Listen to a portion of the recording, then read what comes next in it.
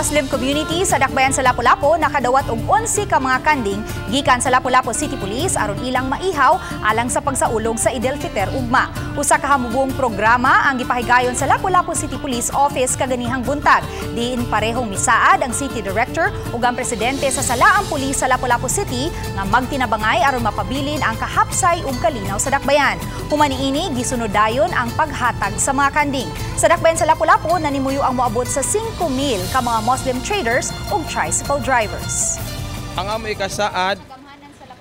ikasaad sa mga taga-upunganon nga usa isip nga mga Muslim nga usa mi mo suportar sa peace order sa Lapu-Lapu City. Nagpasalamat pud ko sa ilang commitment of support, and then kita pud sa Lapu-Lapu Police nag-support pud ta nila sa mga needs, no, in terms of peace and security.